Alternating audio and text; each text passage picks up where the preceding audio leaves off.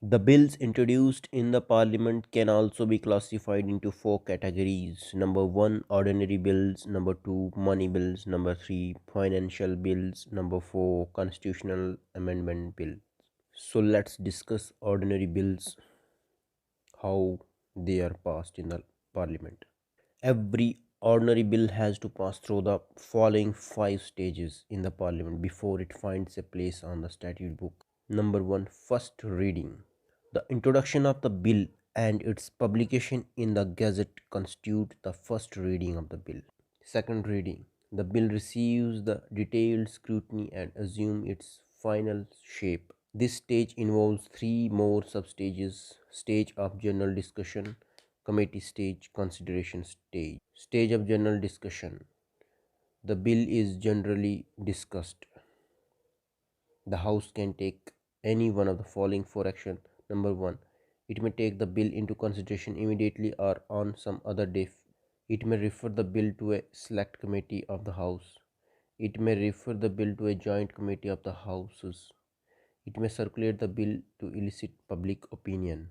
Committee stage. Select committee examines the bill thoroughly and in detail clause by clause, and it also amends its provisions but without altering the principle underlying it. Consideration stage. The House, after receiving the bill from select committee, consider the provisions of the bill clause by clause. Each clause is discussed and voted upon separate. Third reading. At this stage, the debate is confined to the acceptance or rejection of the bill as a whole and no amendments are allowed.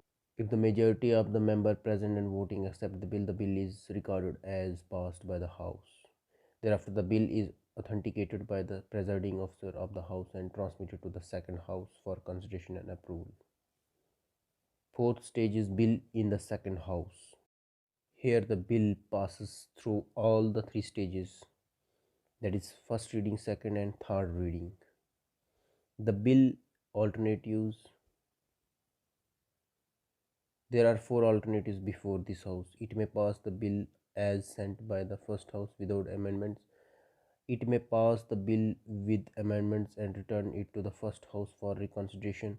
It may reject the bill altogether, and it may not take any action and thus keep the bill pending.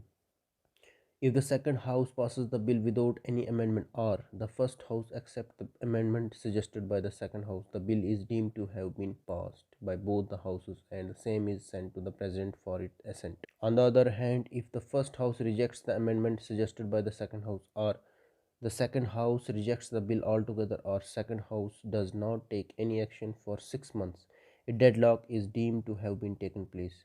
To resolve such deadlock, President can summon a joint sitting of the two houses. If the majority of the members present and voting in a joint sitting approves the bill is deemed to have been passed by the both. There are three alternatives before the President. The President may give assent to the bill. The President may withhold the assent to the bill. The President may return the bill for reconsideration of the House. If the President gives his assent to the bill becomes an act. If the President withholds his assent to the bill, it ends and does not become the act.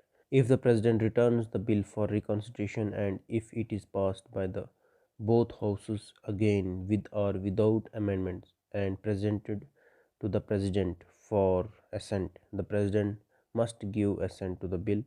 Thus, President enjoys only a suspensive veto. Thanks.